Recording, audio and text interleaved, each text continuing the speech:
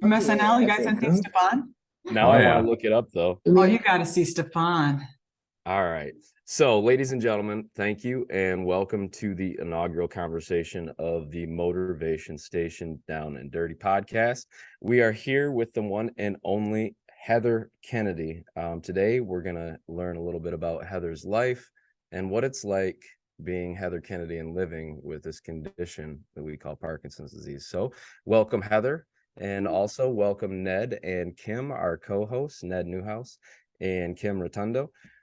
We are excited to have you here, Heather. To kick it off, tell us a little bit about yourself. Everybody's heard you on various podcasts, and I think everybody out there is interested just to get to know who the heck Heather is. So tell us about your early life. Where are you from?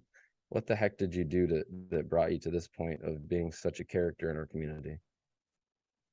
Wow, that's quite an introduction. I'm the quiet one in my family. So I grew up upstate New York in a very small town. My dating pool consisted of hockey players, prison guards, cops, and bartenders.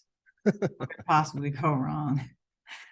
Lots of high security prison action in my hometown. And so I went a lot, it's called Elmira, New York. I went a lot to Corning and Ithaca. I like to kick around Ithaca because it was a little bit different. It's sort of like the Oakland area or Brooklyn area of that upstate New York. So basically the Finger Lakes region. Kind of like the Flint of Michigan. Yeah. But there were some bucolic, like beautiful fields and lots of green, I mean, it was just beautiful. Very simple times, lots of farms actually. So when I say I'm from New York, I don't mean like I'm from New York. I did spend some time in New York eating sandwiches and having coffee, but that was only 6 years. So yeah, I come from a family of teachers. Kind of like when Kim tells people that she's from Michigan, it's not quite Detroit, right, Kim? Exactly.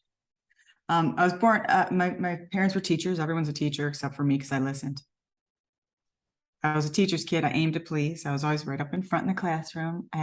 I played the violin. I was a good kid, never drank, never did drugs. And then I went to college. The whole world opened up. And then I went to New York City and again, things opened up and landed over here in San Francisco. And that's where I had my children and started a family. The big dude. So tell us about that. You started a family on the other side of the country. You're from New York and now you're in California. That must have been a huge disorienting dilemma, as we like to say here, in your life. What was that like?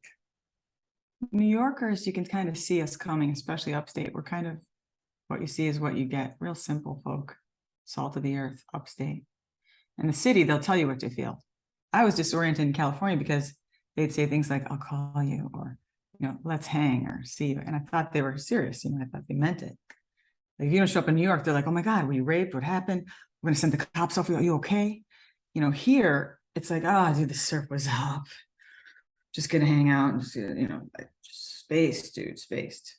This is all new to me because I was kind of like uptight, really intense New Yorker, like a bull in a china shop. Sounds a little bit like Peoria, right? Right, Ned? I think what happened was that when I wanted to get married and have a family, I wasn't clear on my gender identification, who I wanted to be, or if I was gay or straight. I just fell in love with this man. And he's been a good dad and a good friend, even since we've been divorced. Yeah. My kids, I wouldn't change anything about that. Of course, 20 and 23. I have a son, Cage, and a daughter, Catherine Rose. And they really are the apples of my eye. I don't talk about them a lot in Parkinson's advocacy because I wanted to let them choose if they wanted to be associated with Parkinson's. So that's why I didn't highlight them a lot. So they're getting up to that age now, 20 and 23. How have they taken this diagnosis of Parkinson's and your new life living with it? They've obviously seen you go through a lot of change, and now they're adults. So do you find new supportive partners in your children? Yeah, my son helped me into bed last night, as he often does. He said, he knows how to pull the blankets back so I can get into bed easily because I freeze around 8. And if I am in the TV room, which is really just a few steps away, I can't get myself to bed. So he helped me with my walker and he set my water up by my bed and he helped me find my pills. And help me lift me a little bit so I could drink through the straw because I'm completely incapacitated after like 8 p.m. It really does affect him. I think it makes him sad. And my daughter too, she's very, she got up in the night with me after I had an injury and helped me out. So they're learning how to be carers. They're learning about disability. They're learning about invisible disabilities. You know, I didn't know about all of that. Like I asked someone, I can tell you I've done some terrible things when it comes to ableism. No, There's a lot of things that I've done before I knew what this was about, you know? Like I asked it's someone, what's it's that? interesting. It's interesting how that mindset takes you from somebody who's done wrong in that lane to now somebody yourself who's a huge advocate for not doing that anymore, right? Because Right. you've seen yourself on one side of it, experience what that's like, and now being on the other end of it and experiencing that from other people whose eyes aren't quite as open as ours. Right. You do Disability, you do a visibility. great job with that. Thank you. Disability visibility is a term that I got from Alice Wong's book. It's really important that I'm not participating in ableism or increasing the unawareness, increasing that sort of ignorance. I want to just participate in just showing one little vignette, which is just my little section. I mean, I'm not a spokesperson. I'm not a tour guide for Parkinson's. I just have one particular corner of how I experience it. Like you Well, all have your own experiences, right? for this hour, you are our tour guide for Parkinson's, not Parkinson's in general, but for Heather's Parkinson's. And that's what we're here to really dive into is just your experience. Now, I know you've experienced ableism, as you called it. Can you define that for our listeners so we have a clear understanding of what you mean by ableism? An example of ableism would be a time when I looked at, this is something I did before I had Parkinson's, looked at the person who is the carer for someone else. So there's a person who's noticeably disabled in a chair next to him, and I talked to the one-on-one, and I said, "Can he talk?" And he goes, "I don't know. Why don't you ask him?" There's an example of ableism. Another example of ableism was me pounding on the door when someone was taking too long in the bathroom. "Excuse me, we're waiting out here," because I was, of course, important and I had to go somewhere. You know, it didn't even occur to me that person was having trouble pulling up their pants. A third example, I mean, you might hear my son get up in the background there. A third example is when I asked a woman who was a paraplegic if she wanted to do some content on sexuality and intercourse. Hello, like, you know, I mean, I couldn't backpedal fast enough. Yeah. I And when you're some really stupid things. it hits you right in the heart when you say something like that, and then you realize, oh wow, I just put a dagger right in that person, and you can't pull it out, and even if you do, they're still bleeding, right? Or in the latter case, she took it with a great deal of humor and she laughed. And that's when I realized, oh my gosh, you know, she was asking me how to make the content better for her MS group. And I was like, oh my God, please forgive me. She said, for what? So how can I hold people accountable for not knowing about Parkinson's? It's very confusing. It's a complex disease. Yeah. Heather, Yeah. have you had any kind of situations like that where people treated you in such a way? And if so, how do you deal with it? Is it humor? Is it something else? I used to get so mad. The old me would be like, I'm going to fight this. Where do they live? Did you get their license plate? Now I'm like, oh, you said you want to give a donation to Michael J. Fox, or was it Parkinson's Foundation? Or Motorvation Foundation. Yeah, right. There you go. Exactly. Motivation. I need some cards. Just hand me some cards. Send them to me. I'll be like, oh, you wanna know more about Parkinson's? You interested? I see you clocking me, and I'm not that pretty. You know, I look okay, but I'm not that good looking. So I see you. Yeah, I know you're interested. Like, or the time when like, there's a lot of microaggressions that happen. Like I said, excuse me, because there's a wall of people, and I was trying to get by them. And he's like, well, then go. Why don't you just go? What do you think I did? I froze, right? I was like, I get it. And I wanted to tell everybody, I just have Parkinson's, but I couldn't even talk. And I didn't feel like dealing with him anyway. So I just kind of stumbled along and they all laughed at me. I don't care about stuff like that. It's when they say hurtful things like, why don't you have another drink? Or, oh my God, she's getting in her car. She's so drunk. We should call the police. I'm like, go ahead and call the police. I'm going to fail that test no matter what. So it doesn't matter, you know?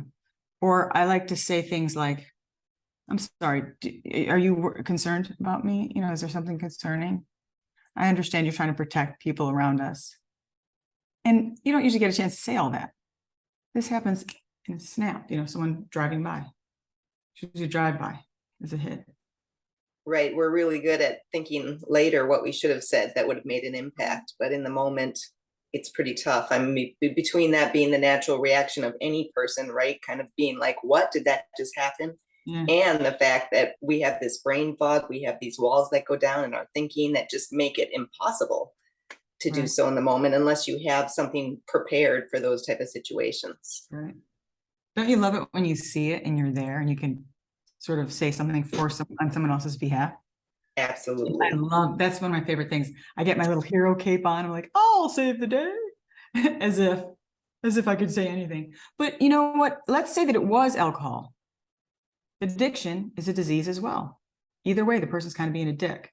And it would be really nice to just bring them down just a notch and say, oh, you're going to donate to AA or what, you know, whatever. Just say little things, move on, you know.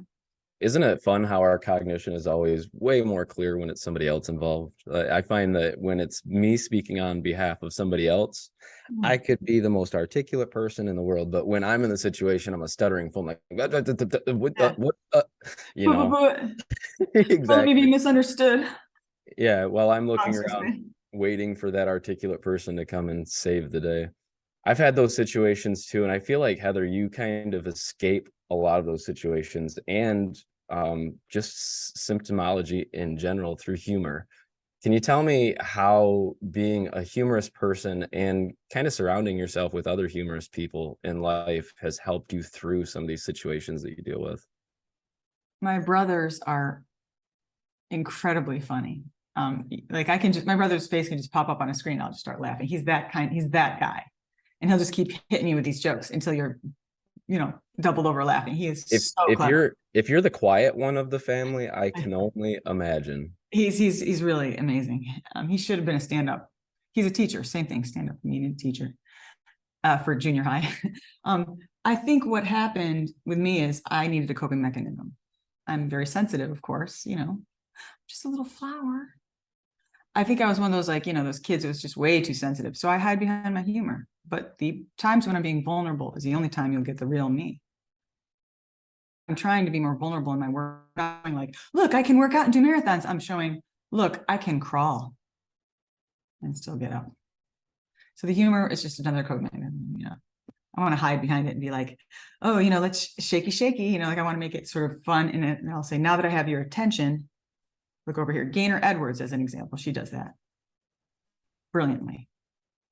So let's flip that for a minute then, and talk about the other side of it. So what kind of behavior do you most appreciate about people, especially those that you maybe don't know as well? And what kind of approach do you appreciate? I'm going to go with the Socratic method here. I love it when someone's unclear. Certitude terrifies me. If somebody says they got it all figured out, I'm going to run every time. I don't want to hear that you have it all figured out. I want to hear your dark moments. I want to hear what you fear. I want to hear what you're working on. I want to hear what, you know, some techniques to maybe get out of the muck, to say we're all in it together, you know, but some of us are looking up at the stars. I guess I want to know, for example, in Blade Runner, the Blade Runner is about what makes us human.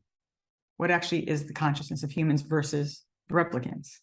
And in my opinion, in the first Blade Runner, Rutger Hauer was way more human when he showed his, you know, agony when Chris was being, you know, silenced. So I feel like it begs the question, who's being more it's about humanity.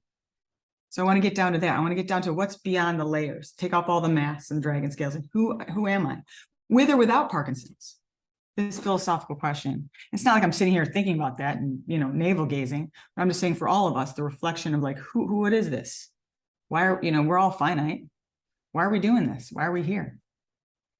When I hear you talking, I hear a lot of references from books, I think, and you seem like a very well-read person. Can you just briefly talk about the comfort you find in reading and just learning in general and exploring the minds of other people? Well, if you walk into somebody's house and they don't have books, don't fuck them. Sorry. That's a quote. That's Down and dirty right here. right. You have to have books around you. In fact, I have some books right here that are from a press called the Plainview Press. My cousin had a press in Austin, Texas. Her name was Susan Bright. She was a poet.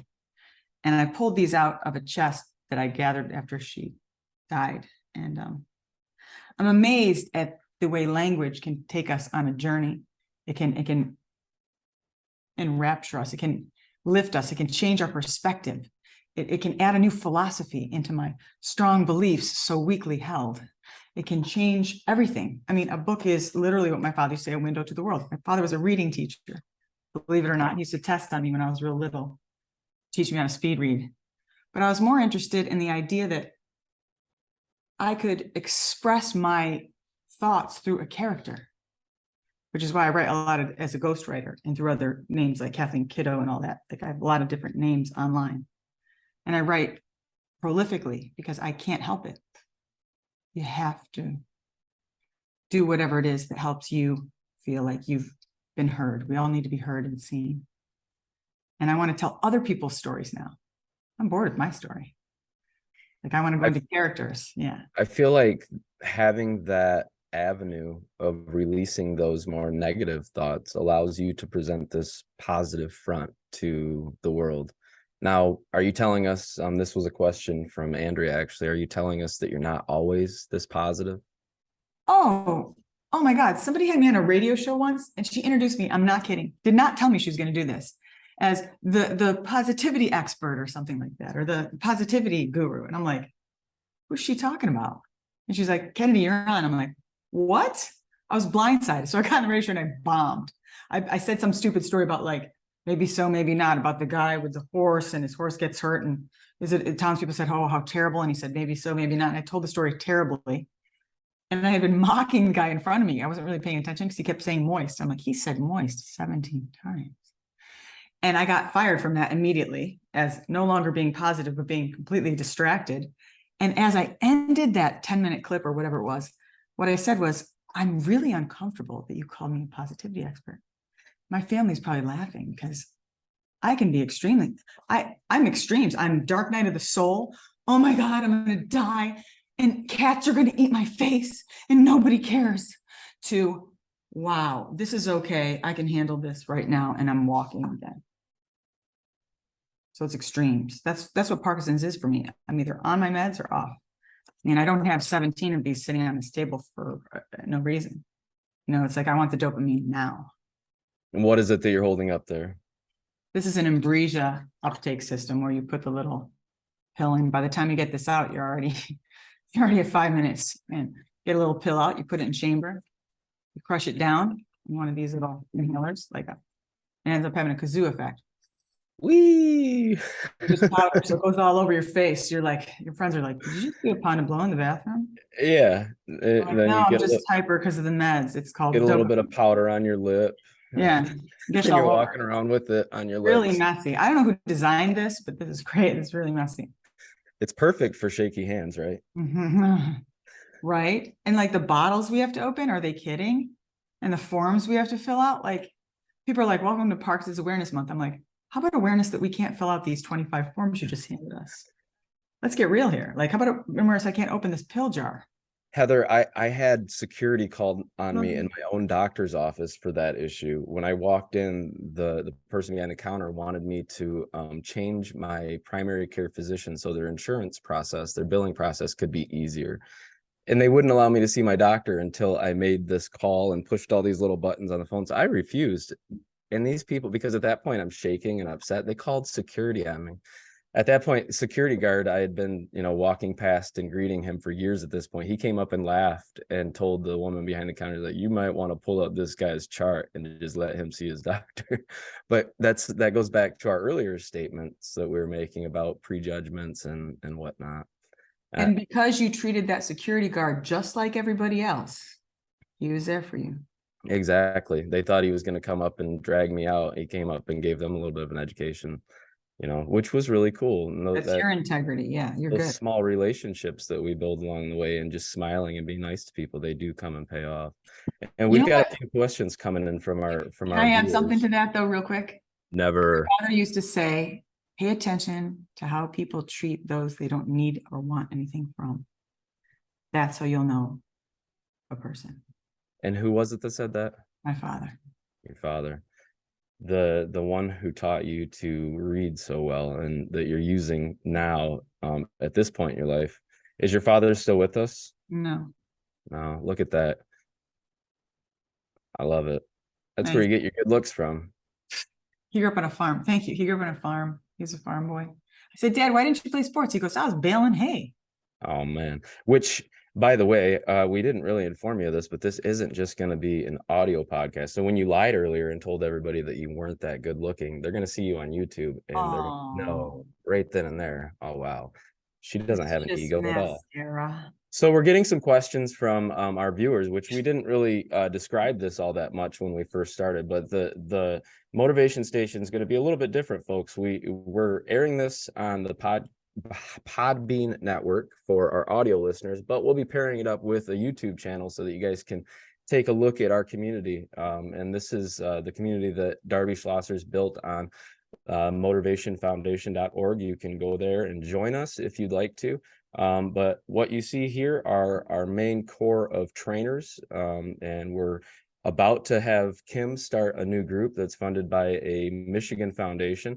I myself am the lead trainer of Motorvation Foundation, and we just started a group this week that was funded by Label Daddy, which is a Las Vegas company. You can go to labeldaddy.com and find some high quality labels to keep track of all of your stuff and your kids' crap. And if you take care of somebody, you can keep track of their crap as well. But we're getting some questions from our people within our little town hall setting here.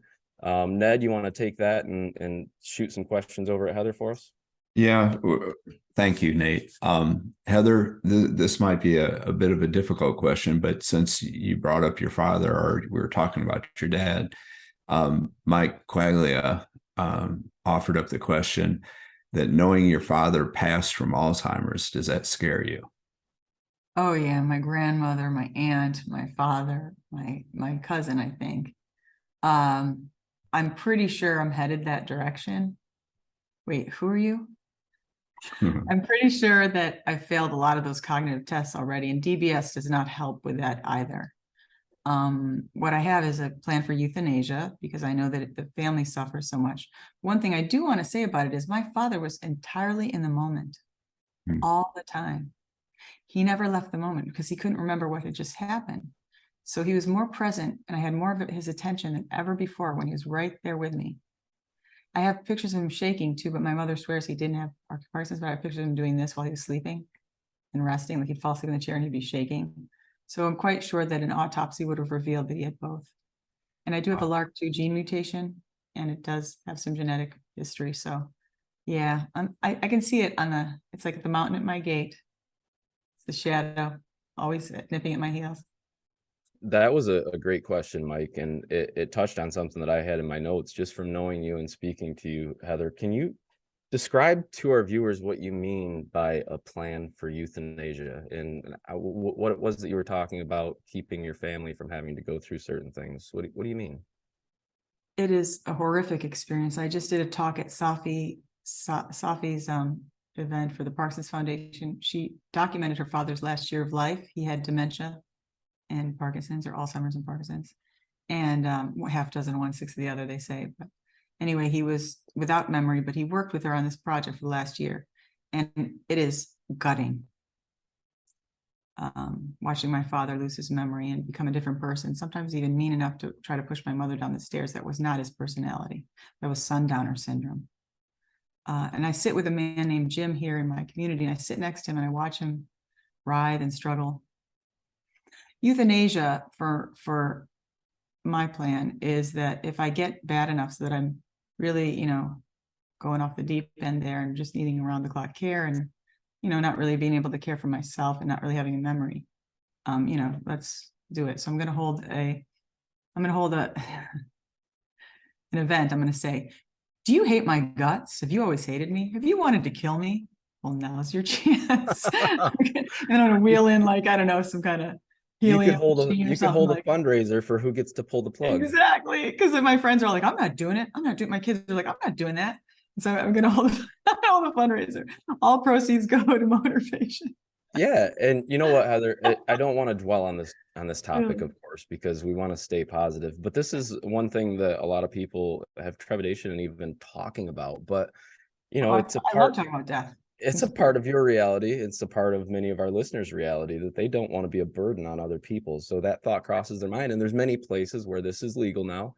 And there's options out there for folks. And I would say, please, please employ a plan and don't just go doing this to your family, because when there's no plan in place, I'm sure, Heather, you can speak to this too, and you just leave this world, you leave a huge mess behind for people to clean up. And it sounds like, Heather, you are taking time to plan things out well, and you've got probably some paperwork in place, I would assume, and you're going through this in a very professional way, including doctors and things of that nature. You're not just planning to one day walk into a room and end your life. That's not what we're talking about, right? And I know a lot of death doulas who help people die. That's what they're called. And one of my best friends does this right now. She's currently working with 4 different patients and their families. I know people that work for hospice, and I've worked for hospice myself. I feel that it's something we need to have conversations about more and more. And I'm not afraid. I've held death cafes here at my place, which are pretty cool. They're just they're non-therapeutic talks about death and grief. That's it. Yeah. Anyway. It's the other side of life, right? And it's a part that we all have to contend with. At some point, we're all going to face it. Yeah. But moving on from that topic, I see that Kim has some stuff she would like to talk about. Yeah. Heather, shifting gears a little bit, you mentioned that you're either on or you're off. So your Parkinson's presents itself in kind of extreme ways compared to some others. I'm wondering how that original presentation came to be. Do you feel like there was an event or a series of events that maybe triggered your symptoms? And before you answer that, Heather, I'm sorry. For our listeners, yes, that was Kim's dog shaking off in the background. This is the Down and Dirty podcast, and we're real here. So, Kim, what's your dog's name? Ozzy. Oswald. That's what we heard was Oswald. Horrible. Sorry to interrupt. I just figured I would throw that out there in case anybody was curious. I love the Ozzy. For our Hello, YouTube Ozzy. watchers. All right, go ahead. I'm sorry to interrupt. He needs a treat. Oh, do you hear that? Treat. Look at his ears. I mean, okay. I don't mean to tease you, Ozzy. Here's a treat. I feel like, what were we talking about? What is it, the condition you're dealing with again? It's called Parkinson's, something to do with cognition somewhere along the line, right? Do you feel like there was something that sparked your symptoms to come to the surface? Of course. My gut motility. I have celiac disease and I have a lot of gut problems, which were presented many, many years ago. I've always had digestive disorders. And I believe that the medication stopped working. So the efficacy of meds went plop. I've tried everything, even a medication that made me entirely delusional. And I didn't realize it. So I've tried everything.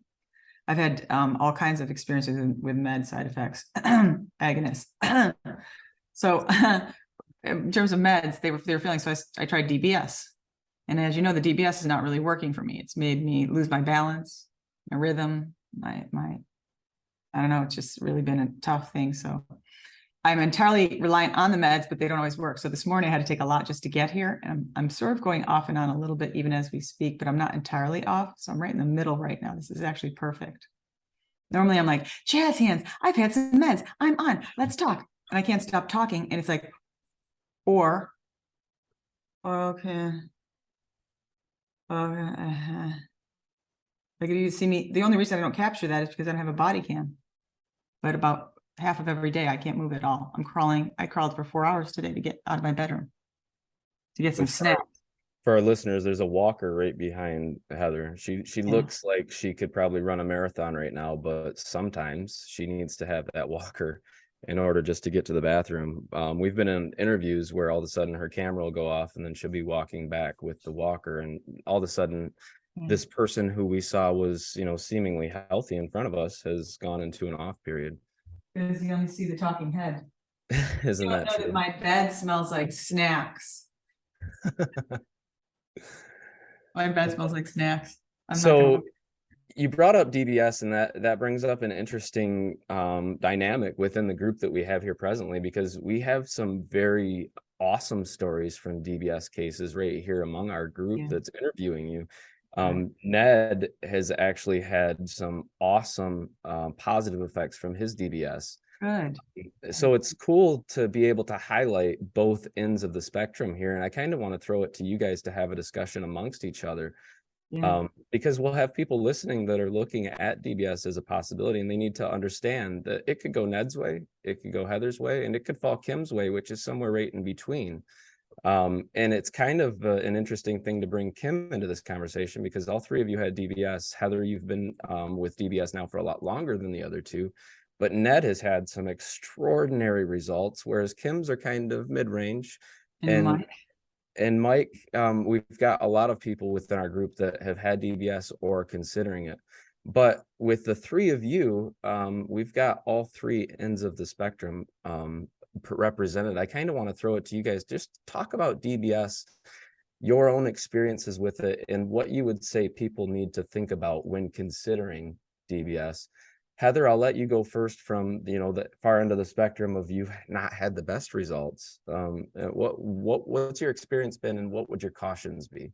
If I were a shaky, not a stiff person in terms of Parkinson's, I think it would have worked better. And if I didn't have GPI, which is what I have, so I don't have STN, just to be clear. And I have heard great stories about it too. I was also asleep for the entire procedure, which I now would not recommend. Didn't know that I should have been awake, because they placed it right according to what their thoughts were on where it should go. And I'm thinking it might be misplaced in my system, or they just haven't programmed it right yet. Who knows? But I'm still working at it 2.5 years later. So we'll see what happens. But I'm going to pass the buck here, because I want to hear, the good stories. It can't work for some.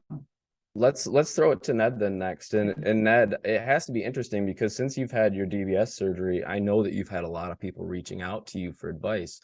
And knowing that you're on the far end of the spectrum, it's got to be hard for you to give people advice, because you know that there's not much chance that they're going to have the same exact results as you, right? And Ned, you're muted. Sorry, I thought I had unmuted. There's that beautifully deep voice. Nate, you bring up some really good points, and Heather, you and I have almost opposite experiences. I have an STN location. I have, I lost my. I was awake during the surgery, or during the important parts of the surgery, and I was a shaky.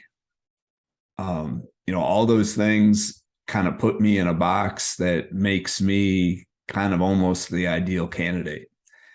And I remember in the first year of diagnosis 10 years ago, doctors were talking to me about how some point in my future, DBS is going to be part of my treatment plan.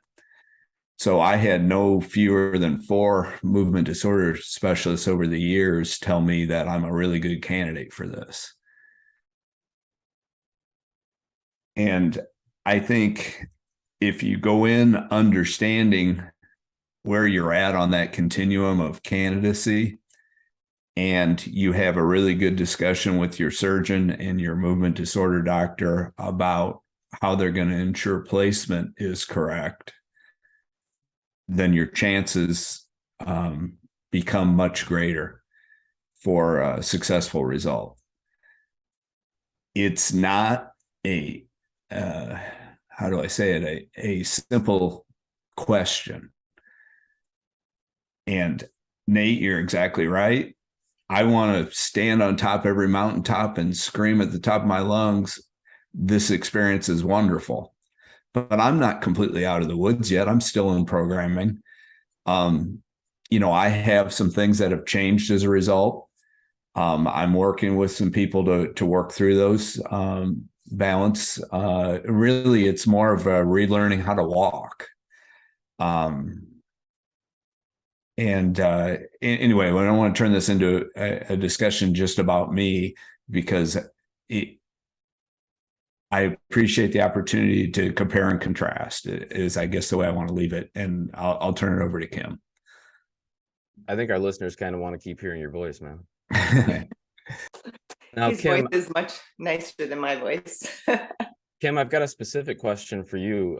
Being that you actually got your DBS after Ned and you got to watch him kind of go through these steps, and then having in the back of your mind that situations like Heather's could come up. What was it like going through this? And then, you know, after you had the surgery, your programming hasn't quite gone as well as you had hoped, and then seeing other people's programmings go really well. How does it play into your mind as somebody who has your own results to contend with? Do you really focus much on other people, or are you have you had the advice, which I suspect you have, to kind of just focus on yourself through this process? Right. It's been a mixed bag for me. I was very thankful going into the surgery that I had heard from other people and what their experiences were, because I did hear both sides. So when things happen that might have been pretty terrifying for me, on the operating table, before that, after that, I was able to say, "Oh, okay, Katie told me about this. Ned told me about this," and I felt much more comfortable in that sense. I was awake during the entire surgery, and I think that was a good thing too. But I'm now at the point where I need to step away from those other experiences and really focus on my own, which I was very clearly told by my movement disorder specialist, who's also doing the programming, who, when I was in an appointment talking about being frustrated because my friend Ned was having these results, told me very clearly. She actually set her clipboard down and put her hands on her knees and looked me right in the eye and said, "Kim, stop talking to Ned."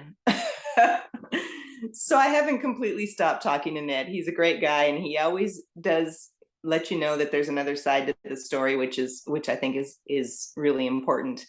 And my story has been a mixed bag. So I've definitely seen some improvements. The primary issue that I've had has not been resolved to the degree that I would like. I still have quite a bit of pain, which is what drove me to get the surgery sooner rather than later. So that's a bit frustrating. But like Heather, it's a work in progress, and I'm still working on it. And I am not that far out. My first surgery was in September, second in October, and it was turned on in November. So I'm still fairly early in that process, which I have to keep reminding myself as well. Part of my difficulty is that my brain reacts to a little increase in stimulation quite a bit, and so things start going haywire. But then it also adjusts to it quickly. So then any benefit that might have been there disappears. So it just takes a really long time to figure that out. So to wrap up this conversation, I think the main overall goal of DBS is, you know, symptom reduction and to decrease your medication need, right? And that's the question that Mike Q actually brought up. And Mike Q, guys, for our listeners, if you don't know, he's kind of the inspiration behind this entire thing. He's a radio veteran, and he's been my mentor through this entire journey of starting this podcast by bringing me into his own podcast, which was years in the making, and I was extremely humbled to have that opportunity. So, Mike, if you could unmute yourself. The reason I'm bringing Mike into this is he's actually a DBS veteran. He's had deep brain stimulation surgery now for years, I believe. And he wanted to highlight some of the risks. Of course, it's helped a lot of his symptoms, but at the same time, as a radio man, it's kind of reduced your vocal abilities, has it not, Mike? Yes, it has quite a bit. Yes, it has quite a bit. As our listeners can hear. And that's why I wanted to bring you into this conversation, because your voice, though it's softened and though it's a little bit different, it's still important for folks to hear, because this too is a part of Parkinson's disease, right?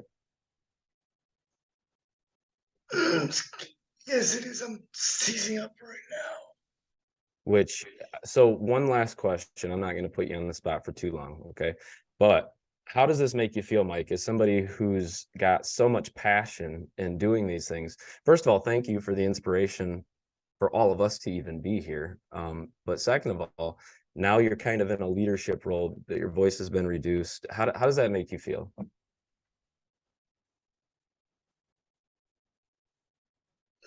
It's not great. I can typically, I'm not from disconnected now.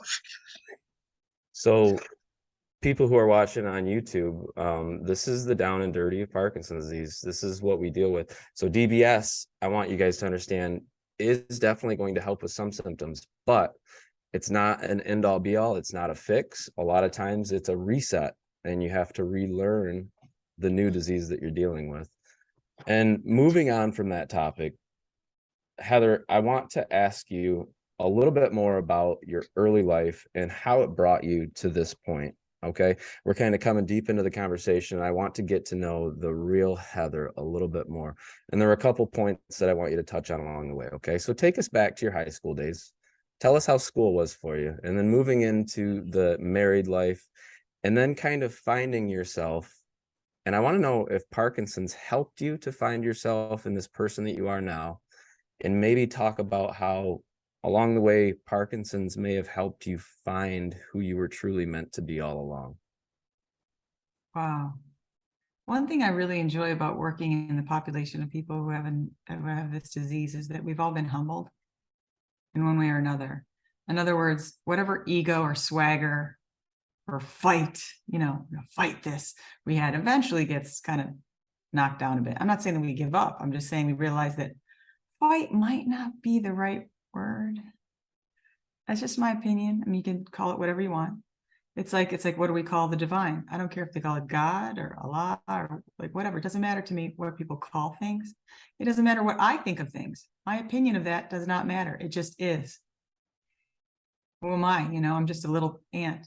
And because we're so finite, so temporary, I find that to be rather soothing. But to go back to my younger years, I was told by a babysitter that I was an ambitious child.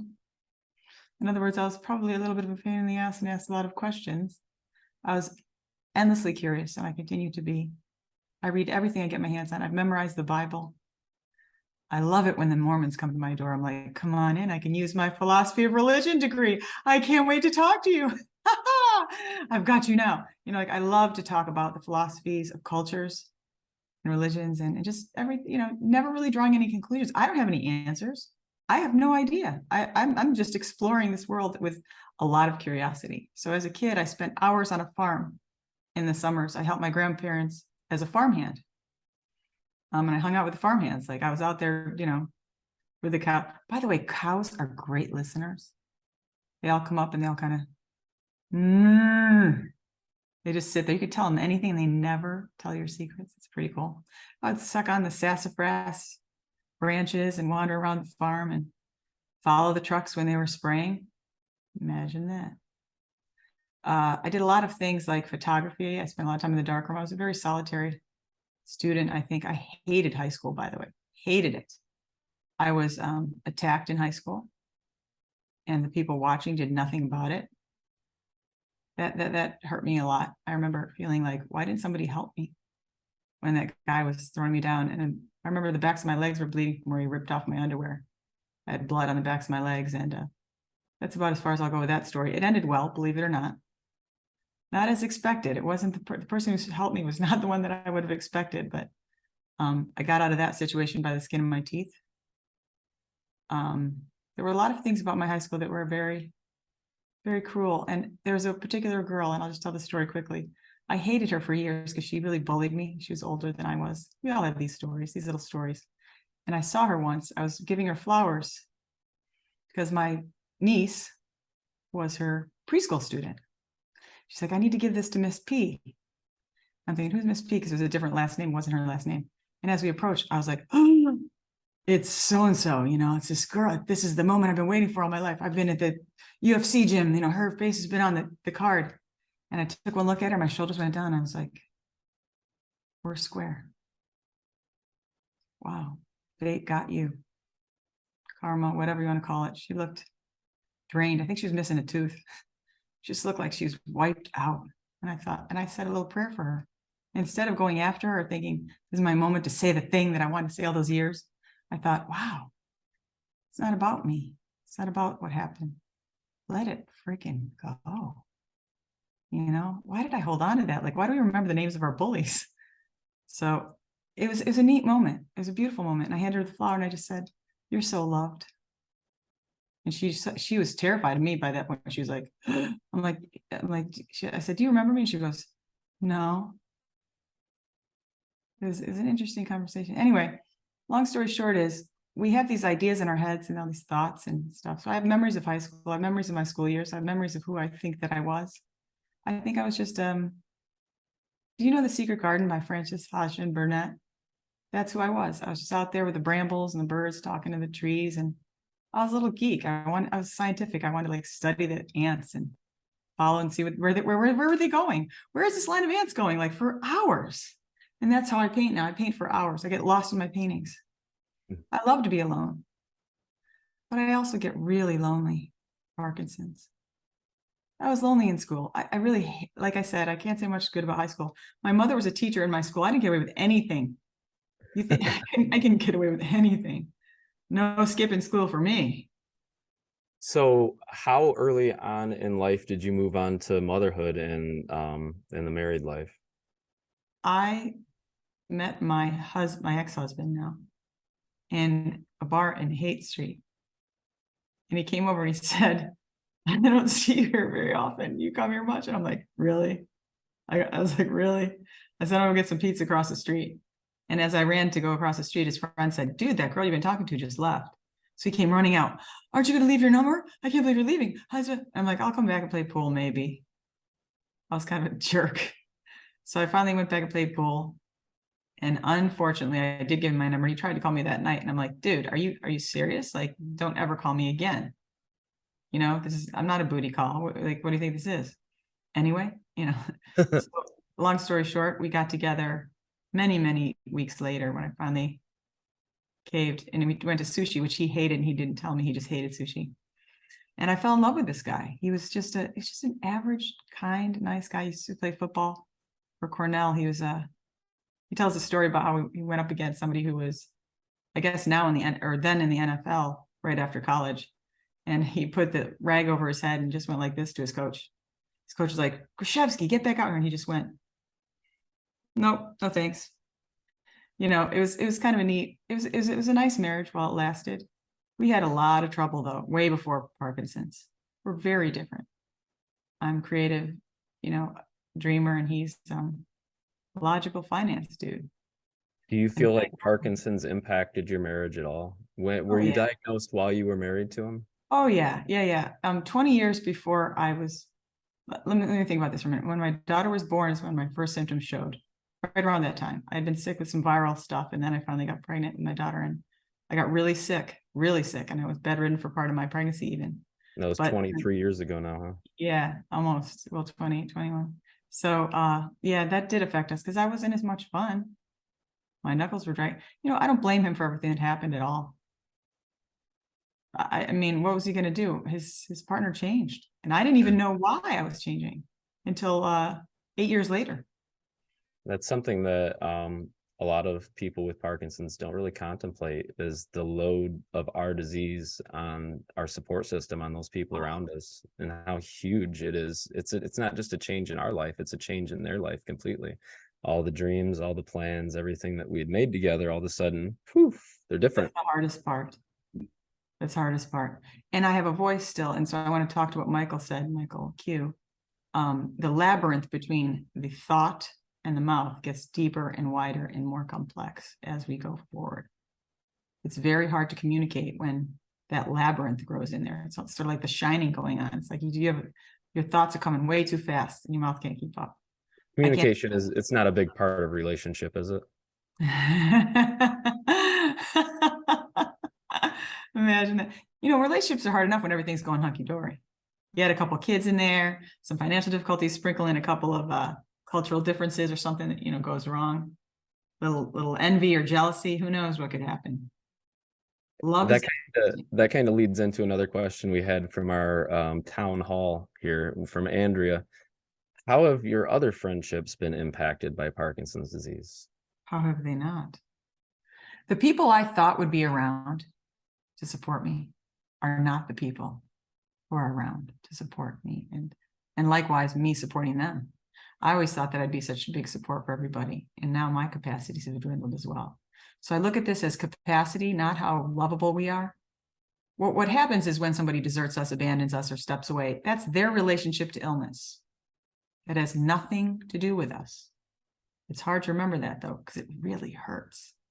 I had one friend say to me, you know, I thought I would have time for you when my kids went to college, but it turns out I don't.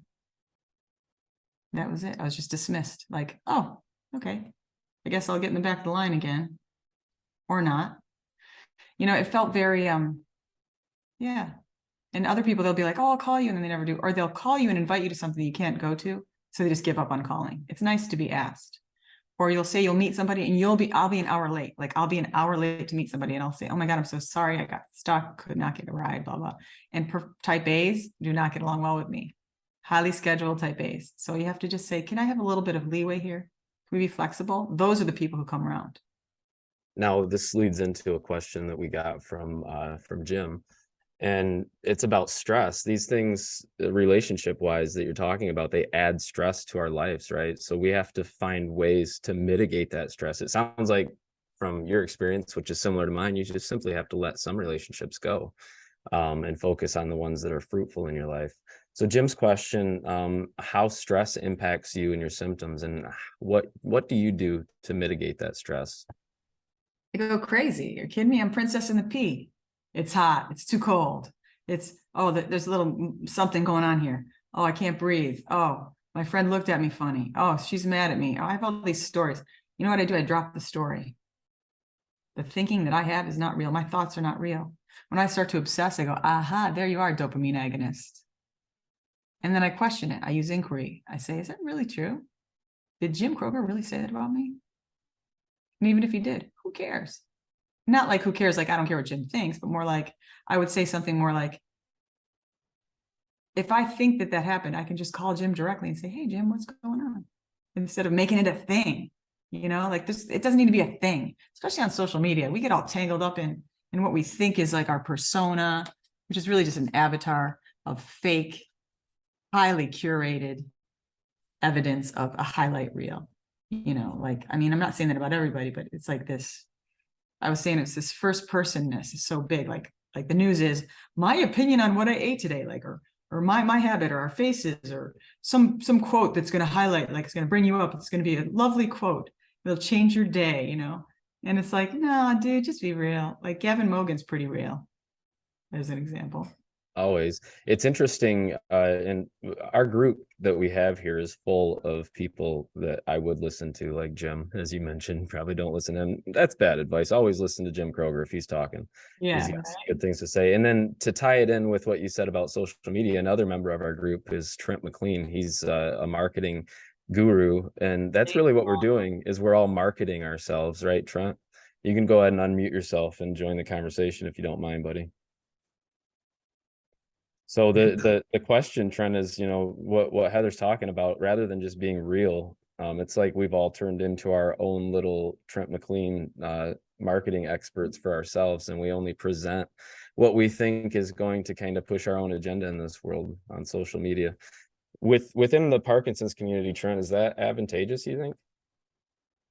Well, I think that from where we're sitting, you need to rise above the crowd, and to have your differentiator, absolutely critical to do that. And I think you have to be that much better to rise above it, because as Heather said, you know, we walk through a room and we're not recognized, and you're going to have to be a little bit, you know, I don't know, abrasive is the right word, but you've got to make yourself known, because you're just peaking above, and it's taking all your energy just to peak above the ledge. And the way Heather does it is she sneaks up on you and she catches you off guard. And that's really what I love about her. And that's what you need to do. You need to have that differentiating factor, but you've got to have a bit of an edge in the right way. And it's being able, I think, to find that edge and that differentiator that gets someone's attention in the right way. And I don't think everyone can do it the way Heather can, but I think you can take lessons from the way she does it and do it in your own way, just as you have, Nate. in the way you've crafted yourself in this role. So I think here it's a chance for everyone to stand out in their own way. And it's, if you can find it yourself, great. If you can't, it's networks and forums like this that help bring the best out in people. I'm following you. Heather, Only if you sing. That's I would fun. love to hear you talk about that a little bit more, Heather. We all know that having Parkinson's completely changes our paradigm, how we live our life, how we see our life, how we see life in general. Heather, what do you do with that? What approach do you take with that? Do you need people to understand it? Do you need people to treat you as if you didn't have it? Where are you? When I first got it, I spent a lot of time soothing the responses that I got to it. I was very worried about how they would respond and how they felt. Now I'm like, it just is a matter of fact. I have this invisible, uninvited guest who's always on me, literally hanging. It's like an albatross. Can you see it? Like it's a dude. See, he's hanging from my neck. See him? It's like a necklace. He's just like grabbing, holding me down. He's always there. He wasn't. Again, he's not invited. There's nothing I can do about it. So I just kind of speak of it like it's that. But we need a new. I guess the word would be lexicon. We need a new lexicon for Parkinson's. We need to blow this stuff up a little bit more because we're doing the same thing again and again. Every new batch of Parkies, myself included, come in here, guns ablazing and fists in the fire and the torches. We're going to change this. We're going to go to Congress. Oh, gee, we never thought of that before. We We will. Yeah, exactly. What do we want? We don't know. But when do we want it? We want it now. There's this charge. And if you look at the UK, the Parkinson's UK faction, they're extremely organized. They've been doing this stuff forever, like going to Parliament. And they're like, oh, you're going to start this over for the awareness. Now you're going to go to Congress. We've done it before. They never allocate it. We can push laws through all we want. They never allocate it. I'm hopeful they'll do it sooner or later. We got to keep pushing. I'm not saying that we give up. Believe me. I'm not saying the next generations like PD Avengers who are trying to do this are wrong. I'm just saying we've done all this before. And when somebody who was a pretty well-known advocate stood up on a stage and said, we had this great idea that we would interview Parkies, I'm thinking, hello, Radio Parkies. Hello, the Mike and Mike show. They've been doing this for ages. You guys didn't invent this. You just do it with more money and factions because you got a lot of, which is great. Like, get it out there. Who cares who did it first? Like, just keep getting it out there. But don't forget to look back at the elders and say, look how far we've come. Give them credit and then also build from what they've already done. Don't start the ground again. Don't show me you can work out. We've done that before. We know workouts help us. I don't need to see you working out unless you're hosting a class that we can join and it's helpful. You see what I'm saying? We keep reinventing the wheel. I love that you brought that up because what we're doing here with the Motorvation Station, we're not trying to reinvent the podcast, but what we are doing is taking things that our elders, as you put them, sorry to classify you as that, Mike, and evolved it into this awesome platform that Motorvation has put on for us. This group that we're interviewing you with, Heather, we've been training together for the better part of 2 years now. And every Friday we get together and we discuss as elders, I guess, as you would put us within the Parkinson's community, how we within our various avenues can affect the community better. And that's led us to this point where, we thought, okay, we've got some awesome podcasts out there, but it'd be really cool to just get down and dirty a little bit further and deeper into the conversation with particular people and do it in a way that represents us well as Motorvation, because this is what we do. We get together and we share ideas every Friday with or without a guest. This group is getting together and sharing ideas just the same as we did with you today. Thank you for joining us and sharing all your ideas, but this is just what we do. This is Motorvation. Nobody has helped me more than Darby in terms of physical therapy and getting my body aligned. She's the one who taught me how to get out of my frozen gait. She's the one who taught me to think about things from a different perspective, completely different, like things that I would never have thought of. I have a PT who comes to the house who's about as helpful, but Darby can do that even online. And even when she's teaching me, quote unquote, boxing, it's really a totally different thing than I thought it was going to be. And it gets me out of my head, helps me to do dual tasking. And I'm healthier because of it. And I wish Darby lived next door. She'd be so busy.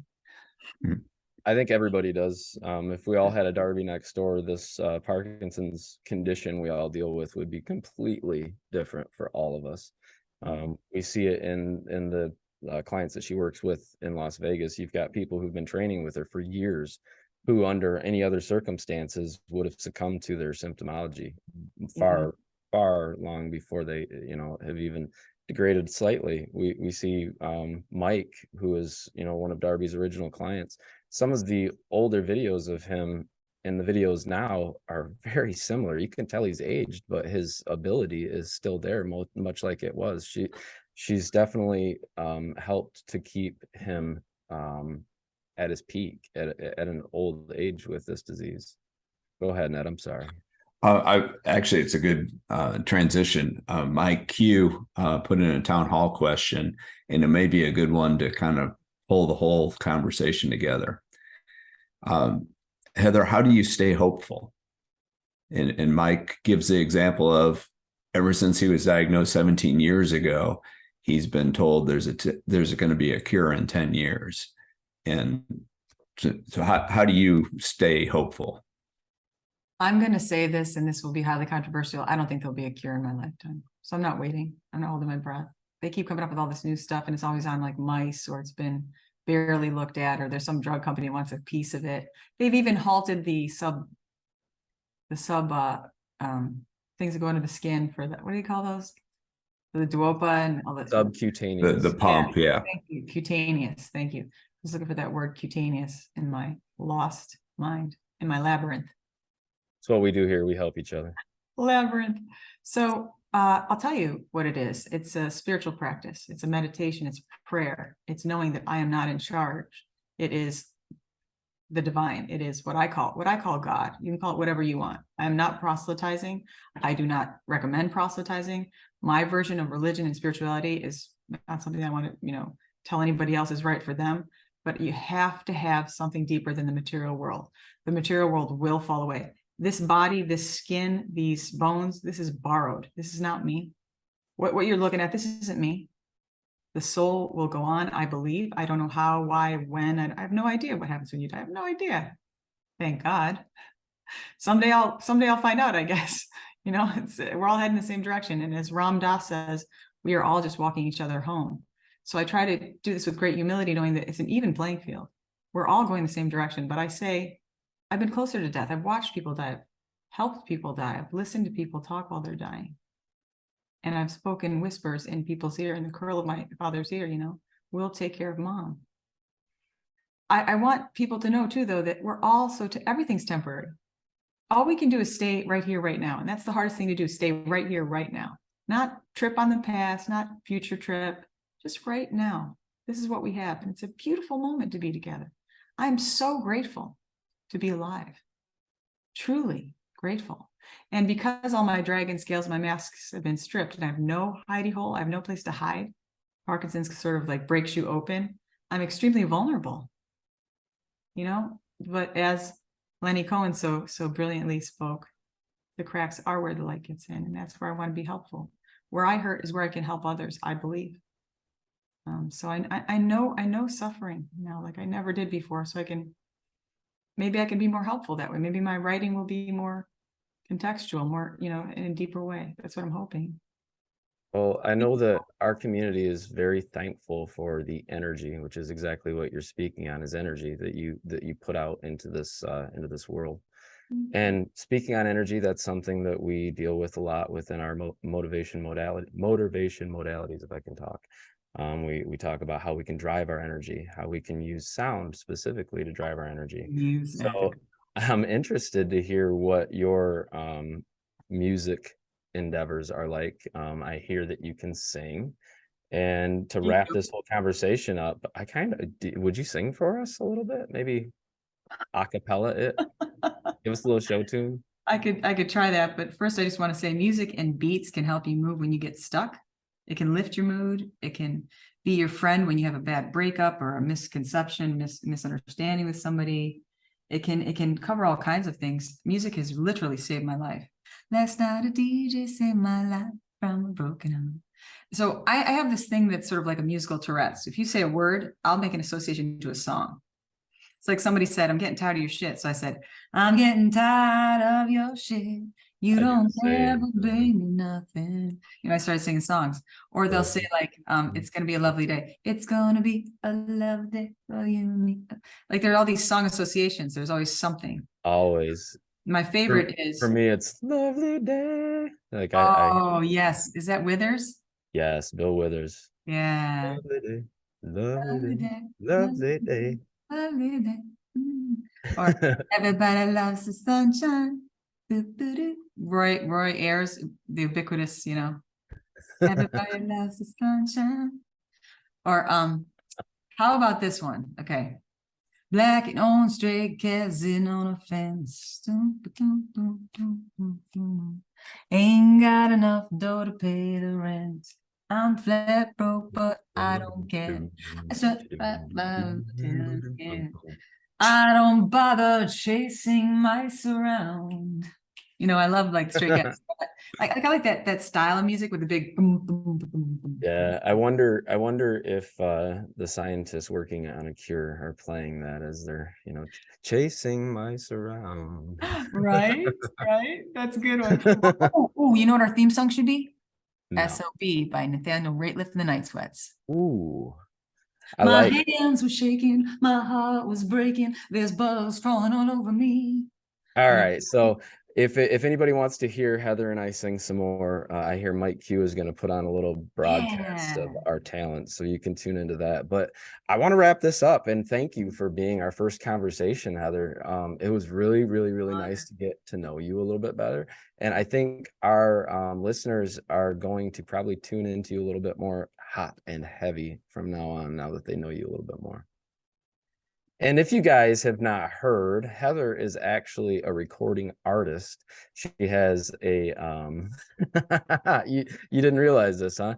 She is up there with the likes of Eminem with her that's Slim not my word. Shaky video. If you guys want to, you can find that on YouTube. Again, Heather Slim Shaky. Go ahead and search for that and laugh your butt off because it's hilarious. And I love that you did that. A high school kid actually did that. His name is Sequoia Lowe. Joni Lowe, the other woman in the video, that's her son. He's a great kid. Just a great dude. He really understands Parkinson's. It wraps up the dichotomy that is Heather Kennedy, and it shows both sides because we've just got down and dirty with kind of the lesser side that she didn't really want to share with the world as much, but we talked her into, thank goodness. And then when you guys go to YouTube and see that video, you'll see the goofy side of Heather Kennedy, who she says is the least funny of her family. So I would really like to eat dinner with them and laugh my butt off. Heather, I'll give you the last word. Is there anything you want to leave our listeners with? I think a practice of gratitude is everything. I'm so grateful for you all. Just seeing your faces here and you showing up. I almost said, Heather, alcoholic. You know, I almost showed up like I would in a meeting. I'm in recovery. And in recovery, we take a lot of care to reflect. And it's important that we let things go. Because you know, how we die is how we live. And I want to die knowing that I left people, places, and things a little better than they were when I found them. That's the idea. And I really want to make that my goal. Am I always successful? Hell no. I'm going to keep trying, you know, and I just want to be I'm just so grateful for you. And I can't wait to hear your stories. I want to hear what you have to say. I can't wait to see when you have an interview. I want to see this station all the time. This is going to go viral. Good. I hope so. I think that you're a big help in that. And, you know, I love that you bring 100% effort to everything that you do, which is the shirt that you are wearing for our Podbean listeners. And, you know, Heather, our next conversation is actually going to be with the one and only Jim Kroger. We're going to dive deep into what it's like living up in a high rise in Chicago as a bachelor with Parkinson's disease and his life leading up to what brought him to that moment. And that'll be an interesting conversation. So folks, tune in 2 weeks for the Jim Kroger conversation. And Heather, once again, thank you. I'll turn it over to Ned and Kim to close us out if they have anything they'd like to say. And thank you for tuning in to the Motorvation Podcast. Thank you. It's been a pleasure getting to know you better, Heather. Thank you for your time. I've really enjoyed this past hour. Thank you. Me too. Yes, thank you, Heather. Appreciate your honesty and openness. It takes courage to do that, and we don't take that lightly. Thank you. All right, at this point, guys, if you have any questions, I want to have you guys open up your microphones. And this period, guys, will give me some time as I'm editing to maybe throw in some additional questions from you into the conversation. So Heather, if you don't mind, maybe like 5-10 more minutes of questions from the group themselves. Are you kidding me? I love to hear myself talk. This is All right, awesome. cool. If you guys have something that you want to ask, go ahead and just unmute yourself. Try your best not to walk on top of each other, but we'll leave it open for about 10 more minutes for questions from the group. Okay, here we go. I'll go first. So amazing, amazing first interview, Heather. Thank you so much. I wanted to ask you about your experience currently with therapy and how it's helped you and working with a therapist who specifically addresses Parkinson's. Are you talking about talk therapy or physical therapy? No, the mental health therapy with Yeah. Mental health is so important. The anxiety that we have is both causal and chemical. And so is the depression. Depression is always going to be nipping at your heels, the apathy. And depression can present as apathy, as anger. Usually for me, anger. Anger is the easiest for me to grab. So my depression comes on like angry, like I'm furious, I'm rageful. And I don't want to be that person. So talking about it with someone who's a seasoned professional is everything, especially if you can do EMDR for trauma, which gets trapped in the body, or grief, and go over that a little bit. That was really helpful. They can give you some techniques, they just hand you some tools. That's all. Nothing's solved. It's a work in progress. We're all a work in progress. Heather, what are the dangers of social media and the people that are on it that you went through? Social media. Thank you so much for asking that question, Mike. I left Facebook a few years ago under a horrible circumstance. I was on a drug that made me somewhat, I want to say psychotic. Like I was very suspicious to begin with on this particular drug. Okay, which I don't take that anymore. And a lot of people have had trouble with this particular drug. I won't even say the name because I don't want to slander anybody here, but like a drug company, pharmaceuticals, but it's not good for my system. And I was on that for about 6 months to a year. And during that time, I was crazy. So there I was bumping into somebody else who was crazy. And we were both like clashing and getting really suspicious. And then somebody else came in, and then there was somebody who like had a gun and threatened to shoot himself about something that I said. And I'm like, I wasn't even talking to you. And this is all on text. What could possibly go wrong? These are people who haven't met from different parts of the world with different cultures, different experiences, trying to talk about really serious subjects. And then there was some stuff going on behind the scene. And I dare say there was also a sociopath involved that I didn't even see coming. There are some people that are on other things, like other drugs, have nothing to do with Parkinson's, and they just want to see the world burn. I mean, it's like the Joker in Batman, played by Heath Ledger. He just wanted to see the world burn. They do exist. So I went in blind, like, I'm going to go to a support group and tell everything, and everything will be fine, and we'll be all friends. No. People are people. Remember, what's on the internet isn't a real version of the person anyway. Unless you know somebody, just, use common sense, which I didn't. Use discernment. I jumped in full on, like, hey, I'm here for you. Be my friend with the Parkinson's. Oh, really? We have a disease only in common? You find your people, though. Look it up. Like, you find your people. So, Jim, did you have a question? thank you, Mike.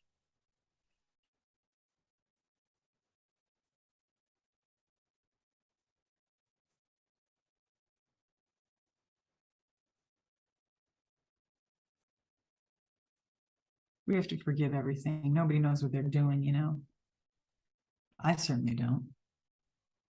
I can ask one while Jim's trying to unmute.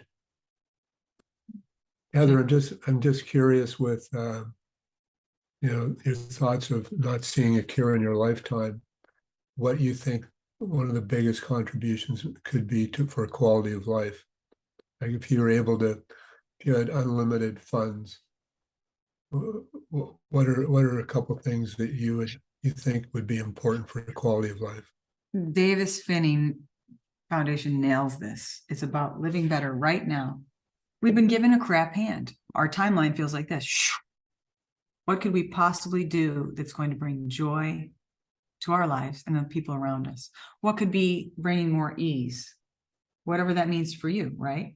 Like, I love to paint. It calms me down. It's a meditative practice for me. I do this every day, every night. When I'm up in the middle of the night, I don't sit there on the phone going, I'm awake. Why am I awake? Oh my God, I'm awake. I think, what could I do while I'm awake that's not really in filling out paperwork because I can't concentrate?